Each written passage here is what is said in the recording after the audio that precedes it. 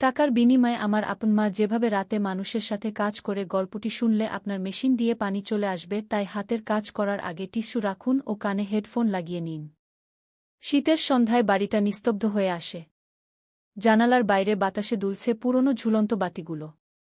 সেগুলোর মৃদু আলো পুরো বাড়িটাকে এক রোমান্টিক পরিবেশে ভরিয়ে তুলেছে। আমার মায়ের গা থেকে ভেসে আসা মৃদু সুগন্ধি আমার মনে প্রশান্তি এনে দেয়, কিন্তু সাথে সাথে এক অজানা অস্থিরতা বাড়িয়ে তোলে। মা রিনি একজন সুন্দরী এবং রহস্যময়ী নারী। তার লম্বা চুল, হাসি আর চোখের গভীরতা যেন সবকিছু বলে দেয়া। তিনি আমাদের জন্য সব করেন, কিন্তু তার রাতের কাজ নিয়ে আমার মনে অনেক প্রশ্ন। মা প্রতিদিন রাত 10টার পর বাড়ি থেকে বের হন এবং ভোরের দিকে বাড়ি ফিরে আসেন। ছোটবেলা থেকে আমি দেখে আসছি, কিন্তু বড় হওয়ার পর সেই দৃশ্যগুলোকে আর স্বাভাবিক মনে হয় না। একদিন মাকে আমি থামিয়ে বললাম, মা, তুমি এত রাতে কোথায় যাও? তোমার কোনো বিপদ হবে না তো? মা একটু হেসে আমার গালে হাত বুলিয়ে বললেন, তোর চিন্তার কোনো কারণ নেই, আরাফ। আমি ভালো আছি। তার মুখে সেই স্নিগ্ধ হাসি, কিন্তু তার চোখের মধ্যে এক অদ্ভুত জটিলতা ছিল যা আমি ধরতে পারছিলাম না। আমার বন্ধুদের কথা মনে পড়ে গেল। তারা প্রায় বলত, তোর মা কেন এত রাতে বের হয়? কিছু কি লুকাচ্ছে? তাদের কথাগুলো আমার মনের মধ্যে এক একটা সন্দেহ বুনতে শুরু করে। একদিন এক বন্ধু বলল, আরাফ, তোর মাকে আমি রাত 2টোর দিকে একটা পুরনো বিল্ডিংয়ের সামনে দাঁড়িয়ে থাকতে দেখেছি। একা। সেই রাতের পর থেকে আমি মায়ের পিছু নিতে শুরু করি। তার বের হওয়ার সময় আমি তার পেছনে পেছনে সড়ক ধরে হাঁটতে থাকি। শীতের ঠান্ডা বাতাস এবং শহরের নিঃশব্দ রাত, সবকিছু যেন আমাকে আরও বেশি টেনে নিচ্ছিল অজানা জটিলতার দিকে। মা যে পথ ধরে চলেন সেটি অনেক পুরনো এবং নির্জন। গলির মোড়ে এসে তিনি একটি কফি শপের পাশে দাঁড়ালেন, আর আমি লুকিয়ে দেখছিলাম। হঠাৎ মায়ের মুখে অদ্ভুত এক উদ্বেগ ফুটে উঠল। আমি লক্ষ্য করলাম তার পেছনে একটি কালো রঙের গাড়ি ধীরে ধীরে এগিয়ে আসছে। মায়ের হাতের মোবাইল ফোনটা বারবার বাজছিল, কিন্তু তিনি ফোনটা ধরছিলেন না। আমি ছায়ার আড়াল থেকে সব দেখছিলাম। সেই মুহূর্তে মনে হলো মাকে কিছু বলতে যাব, কিন্তু গাড়ির ভিতর থেকে একজন অপরিচিত লোক নেমে এলো। লোকটি মায়ের দিকে এগিয়ে গেল এবং তারা কি যেন কথা বলতে লাগল। আমি কিছুই শুনতে পাচ্ছিলাম না, কিন্তু তার ভঙ্গিমা দেখে মনে হচ্ছিল কথাগুলো খুব জরুরি এবং তীব্র। মা অস্থির চোখে এদিক সেদিক তাকাচ্ছিলেন।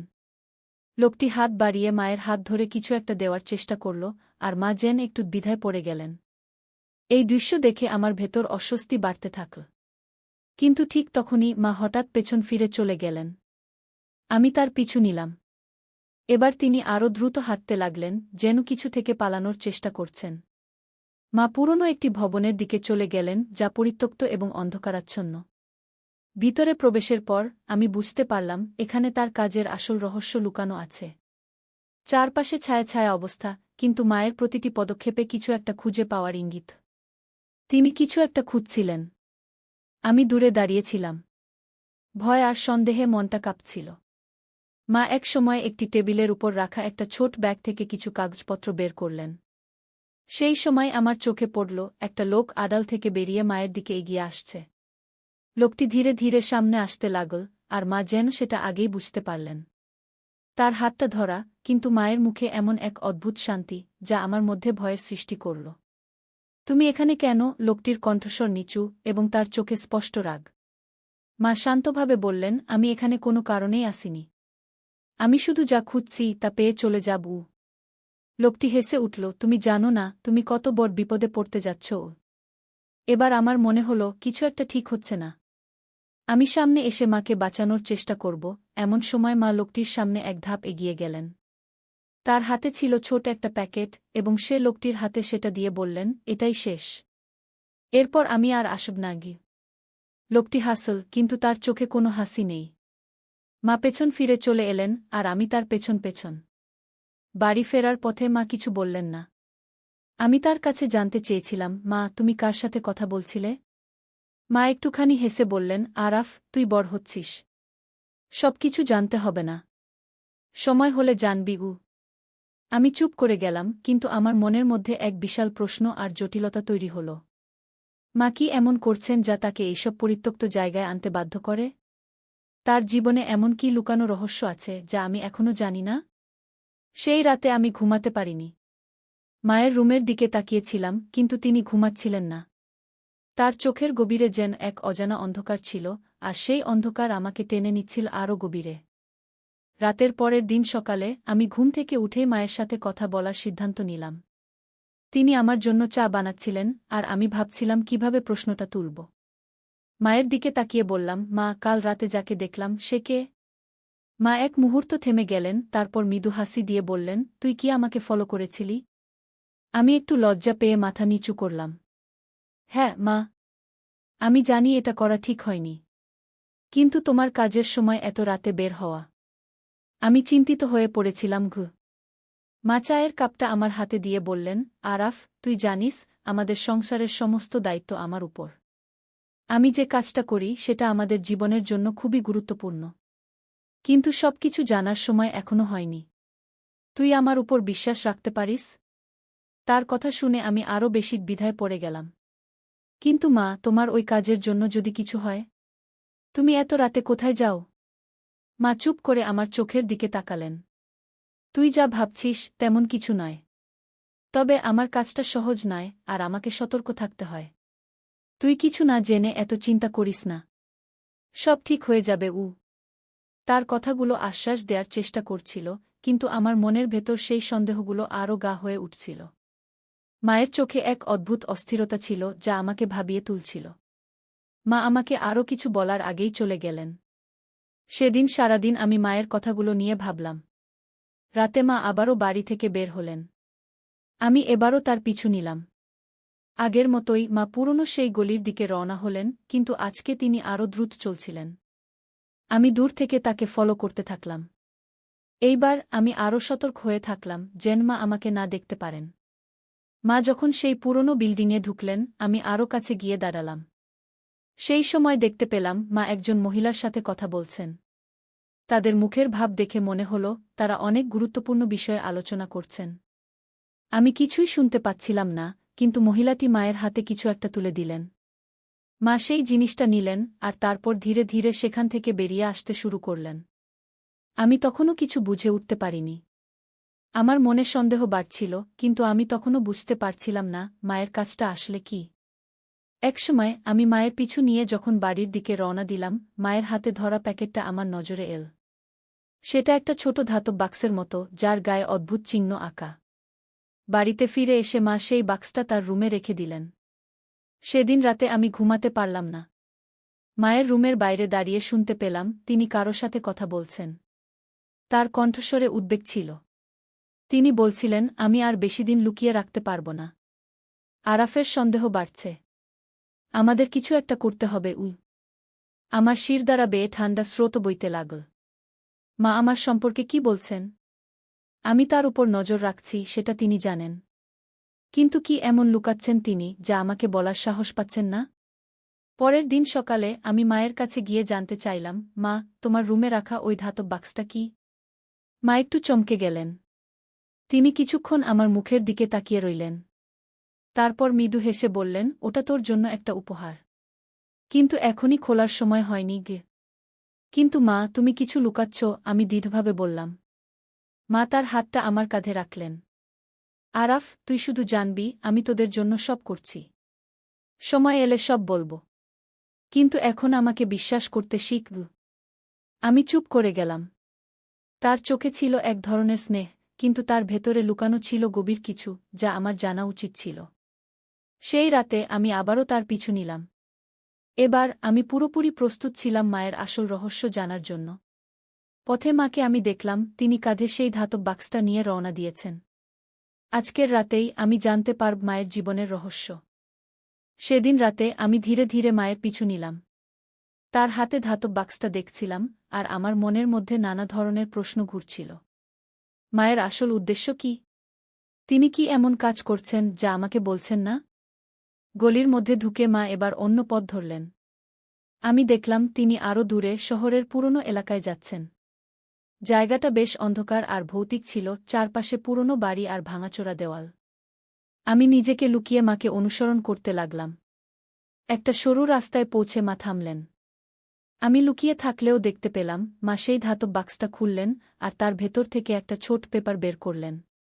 কাগজের উপর অদ্ভুত চিহ্ন আঁকা ছিল যা আমি আগে কখনো দেখিনি। মা সেই কাগজটা নিয়ে বাড়ির ভাঙা দেয়ালের সামনে দাঁড়িয়ে কিছু বলছিলেন। আমি কিছু শুনতে পাচ্ছিলাম না, কিন্তু তার মুখে দুশ্চিন্তা স্পষ্ট ছিল। হঠাৎ করেই দেয়ালের ফাটল থেকে এক ধরনের আলোর ঝলকানি বের হতে শুরু করল।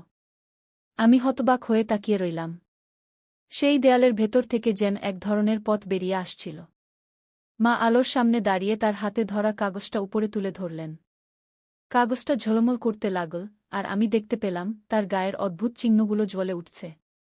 মা আস্তে আস্তে সেই পথে ঢুকে গেলেন। আমার মনে তখন হাজারো প্রশ্ন ঘুরছিল। আমি এতদিন জানতাম মা শুধু আমাদের সংসারের খরচ চালানোর জন্য কঠোর পরিশ্রম করেন। কিন্তু এইসব রহস্যময় চিহ্ন আর আলোর পথ, এগুলো কিসের ইঙ্গিত দিচ্ছে? আমি ভয়ে ভয়ে সেই আলোর পথের দিকে পা বাড়ালাম। মাকে না দেখে এখন আর অপেক্ষা করতে পারছিলাম না। দেওয়ালের পথ ধরে একটু এগোতেই একটা গুহার মতো জায়গা চোখে পড়ল। ভেতরে আলো কম ছিল, কিন্তু কেমন একটা উষ্ণতা অনুভব করলাম। হঠাৎ আমি মাকে দেখলাম, তিনি এক অদ্ভুত প্রতিমার সামনে দাঁড়িয়ে। মূর্তিটা ছিল মানুষের মতো, কিন্তু তার হাতে ছিল একটা তলোয়ার। মায়ের চোখে অদ্ভুত এক দৃঢ়তা ছিল, তিনি মনে হচ্ছিল প্রতিমার সাথে কথা বলছেন। আমি আরও কাছে এগিয়ে গেলাম। মায়ের মুখ থেকে কিছু কথা কানে এলো, এবার সময় হয়েছে। আমার পরিবারকে বাঁচাতে আমাকে যা করতে হবে তা করব। কিন্তু সে আমাকে বিশ্বাস করবে কি না জানি না গি। আমার মন উথালপাথাল হতে লাগল। মা আসলে কি করতে যাচ্ছেন? আর তার পরিবারকে কি বিপদে পড়তে হয়েছে? ঠিক তখনই মা আমার দিকে তাকালেন। আমার লুকিয়ে থাকা ধরা পড়ল। মায়ের চোখে প্রথমে বিস্ময়, তারপর ক্রোধ ফুটে উঠল। আরাফ, তুই এখানে কেন? তুই আমার পিছু নিয়েছিস? আমি ভয়ে কিছুক্ষণ চুপ করে রইলাম, তারপর বললাম, মা, আমি তোমাকে নিয়ে খুব চিন্তায় ছিলাম। তাই তোমার পিছু নিয়েছি। কিন্তু এ কি? তুমি এসব কি করছ? মা আমার হাত ধরে টেনে নিয়ে আমাকে গুহার ভেতর আরও গভীরে নিয়ে গেলেন। আরাফ, তুই যা দেখেছিস তা খুবই বিপজ্জনক। আমি তোকে এ বিষয়ে কিছু জানাতে চাইনি, কারণ তুই তখন বিপদে পড়তে পারিস। কিন্তু এখন যেহেতু তুই সব দেখেছিস, তোর জানা উচিত। তারপর তিনি ধাতব বাক্সটা খুলে একটা মানচিত্র বের করলেন। মানচিত্রের উপর অদ্ভুত চিহ্নগুলো জ্বলজ্বল করছিল। তিনি বললেন, এই মানচিত্রটা আমাদের পরিবারের একটা প্রাচীন ধন। এটা দিয়ে আমরা এক অতিপ্রাকৃত শক্তি নিয়ন্ত্রণ করতে পারি, যা আমাদের রক্ষা করতে পারে। কিন্তু এটার জন্য আমাদের একটা কঠিন পরীক্ষার মধ্যে দিয়ে যেতে হবে। আমি কিছুটা অবাক হয়ে বললাম, কিন্তু মা, তুমি এসব কি বলছ? এটা কেমন শক্তি? মা বললেন, আমাদের পূর্বপুরুষদের সময় থেকে এই শক্তি আমাদের পরিবারের মধ্যেই আছে। কিন্তু একদল মানুষ আছে যারা এই শক্তিটাকে নিজেদের জন্য ব্যবহার করতে চায়। আমি আর তোর বাবা মিলে বহুদিন ধরে এই শক্তিটাকে রক্ষা করার চেষ্টা করেছি। কিন্তু এখন সেই শক্তিকে ব্যবহার না করলে আমরা বিপদে পড়তে পারি। আমি তার কথা শুনে বিভ্রান্ত হয়ে গেলাম। কিন্তু বাবা তো অনেক আগে মারা গেছে, তাই না? মা একদম চুপ হয়ে গেলেন। তোর বাবার মৃত্যুর পিছনেও সেই শক্তির জন্যই ছিল। তারা আমাদের পিছনে লেগে আছে, আর এখন তুইও তাদের লক্ষ্য হতে চলেছিস গিয়ে। আমার মনে শিরশিরে ভয় শুরু হল। মা আমাকে এক অজানা বিপদের মুখোমুখি এনে দিয়েছেন। আমি জানি না এ থেকে কিভাবে বের হওয়া যাবে। গুহার অন্ধকারে মায়ের সাথে আমি দাঁড়িয়ে আছি।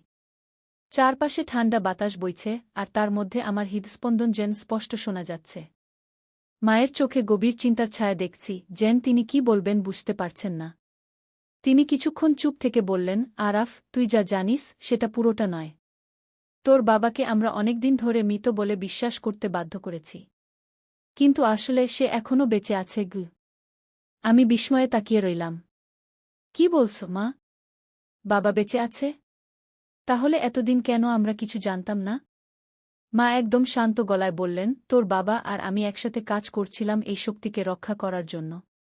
কিন্তু সেই শক্তি রক্ষার পথ ছিল খুবই বিপজ্জনক। আমাদের শত্রুরা তোর বাবাকে ধরে নিয়ে যায়, আর সে তখন থেকে গোপন একটা জায়গায় বন্দী। আমি তার সন্ধান করতে গিয়ে আজ এতদূর পৌঁছেছি। আমার মাথায় যেন হাজারো প্রশ্ন ঘুরছিল। কিন্তু মা, তুমি এতদিন এই কথা গোপন রাখলে কেন? আমাকে জানাতে পারতে। মা দীর্ঘশ্বাস ফেললেন। আমি জানতাম তুই তখন ছোট ছিলি। আর তুই যদি তোর বাবার জন্য খোঁজাখুঁজি করতে শুরু করতিস, তাহলে তোকে ওরা সহজেই ধরে ফেলতে পারত। আমি এটাই চেয়েছিলাম না গিয়ে। আমার মনের ভেতর দ্বিধা আর উদ্বেগ উথালপাথাল করতে লাগল। কিন্তু মা, এখন আমরা কি করব? মা তার হাত বাড়িয়ে মানচিত্রটা তুলে ধরলেন। এই মানচিত্রই আমাদের একমাত্র আশা। এটা তোর বাবার দেওয়া, আর এর মাধ্যমে আমরা সেই জায়গায় পৌঁছাতে পারব যেখানে তাকে বন্দি রাখা হয়েছে গিউ। তখন আমি মাকে বললাম, আমি তোমার সাথে যাব মা। তুমিই তো বলেছ আমিও এখন বিপদে পড়তে পারি। তাই আমি তোমার পাশে থাকব। মা এক মুহূর্ত আমার দিকে তাকালেন, তার চোখে মমতার ছায়া। ঠিক আছে আরাফ, তুই যদি আমার সাথে থাকতে চাস তবে সাবধান। শত্রুরা আমাদের প্রতিটি পদক্ষেপেই নজর রাখছে গি। তারপর আমরা মানচিত্র অনুযায়ী চলতে শুরু করলাম। গুহার গভীরে যাওয়ার পথে আমি দেখলাম চারপাশের দেয়ালে অদ্ভুত চিহ্ন আঁকা আছে। চিহ্নগুলো দেখে আমার মনে হল এগুলো যেন কোনো পুরনো রহস্যের সংকেত। মা বললেন, এই সংকেতগুলো আমাদের পথ দেখাচ্ছে। আমরা এগুলো অনুসরণ করেই এগোব। আমরা গুহার আরও গভীরে এগোতে থাকলাম, আর চারপাশের পরিবেশ ক্রমেই ভয়াবহ হয়ে উঠতে লাগল। আমাদের চলার পথে পাথরের আড়ালে অদ্ভুত আওয়াজ হচ্ছিল, যেন কেউ আমাদের অনুসরণ করছে। আমি মাকে বললাম, মা, মনে হচ্ছে কেউ আমাদের পিছু নিচ্ছে গিয়ে। মা মাথা নেড়ে বললেন, হ্যাঁ, ওরা আমাদের আস্তে আস্তে ঘিরে ফেলছে। আমাদের দ্রুত চলতে হবে গু। আমরা দৌড়ে চলতে লাগলাম, আর গুহার ভেতর অন্ধকার আরও ঘন হতে লাগল। সামনে একটা পাথরের দরজা চোখে পড়ল। মা দরজার সামনে দাঁড়িয়ে পকেট থেকে একটা পুরনো চাবি বের করলেন। দরজার তালায় চাবিটা ঢুকিয়ে ঘুরাতেই একটা গম্ভীর শব্দে দরজাটা খুলে গেল। ভেতরে ঢুকে আমি দেখলাম একটা বড় হোল ঘর। দেওয়ালের চারপাশে মশাল জ্বলছে, আর ঘরের মাঝখানে একটা বড় বেদি। মায়ের হাত থেকে কাগজটা আলোকিত হয়ে উঠল, আর বেদির উপর একটা রহস্যময় প্রতীক ফুটে উঠল। মা কাগজটা বেদির উপর রাখলেন। তারপর তিনি বললেন, এই প্রতীকটা খুললে আমরা পরের পথটা দেখতে পাব, যেখানে তোর বাবা বন্দী গু। হঠাৎ করে বেদির উপর থেকে ধোঁয়ার কুণ্ডলী বেরিয়ে আসতে শুরু করল।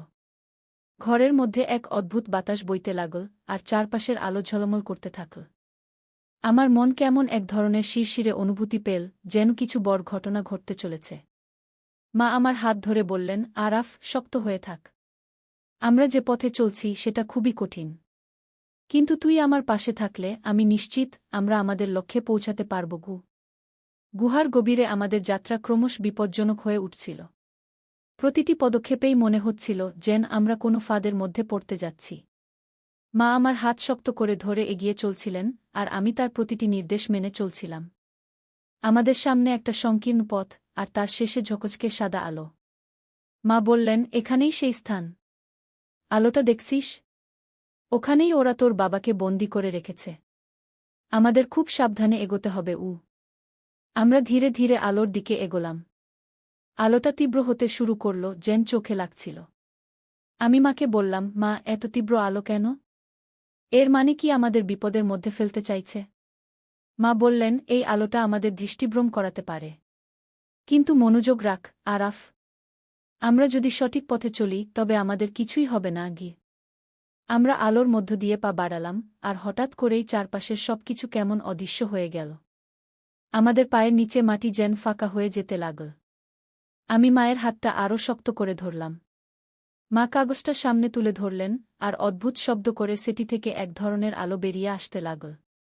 আলোটা আমাদের চারপাশে ঢেকে রাখল, যেন কোনো প্রতিরক্ষা বলয়ের মতো।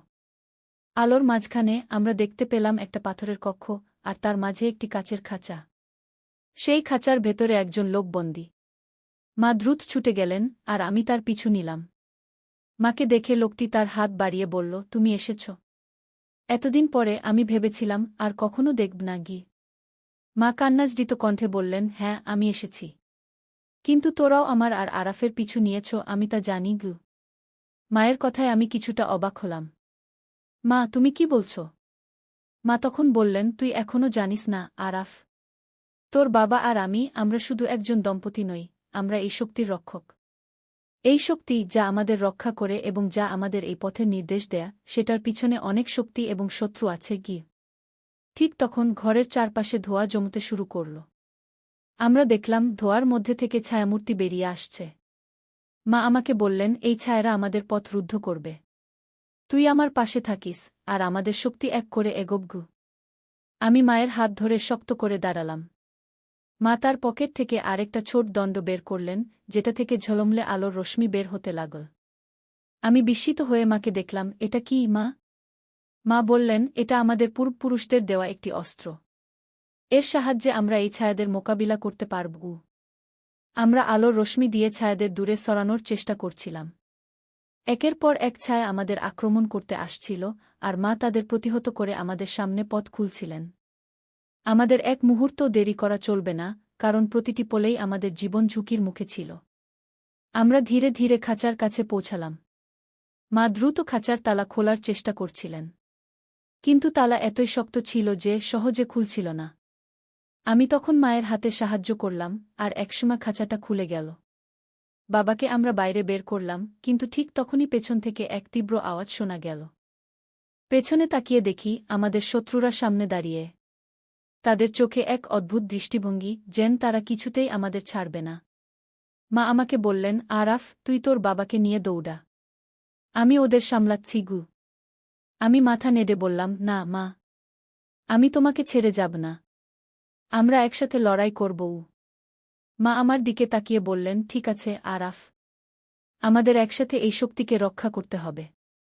তোর বাবাকে আমাদের ঘরে ফিরিয়ে নিয়ে যেতে হবে গু। আমরা একসাথে দাঁড়ালাম, আর আলোর রশ্মি দিয়ে শত্রুদের প্রতিহত করতে শুরু করলাম। আমাদের সামনে ছিল এক চূড়ান্ত যুদ্ধ, আর আমরা জানতাম আমাদের জিততেই হবে। কারণ এই জয় ছিল শুধু আমাদের পরিবারের নয়, আমাদের পূর্বপুরুষদের সম্মান রক্ষার। বন্ধুরা, যদি আমাদের এই গল্পটি ভালো লাগে তাহলে আমাদের চ্যানেলটি সাবস্ক্রাইব করুন এবং ভিডিওতে একটি লাইক কমেন্ট করে সাথেই থাকুন।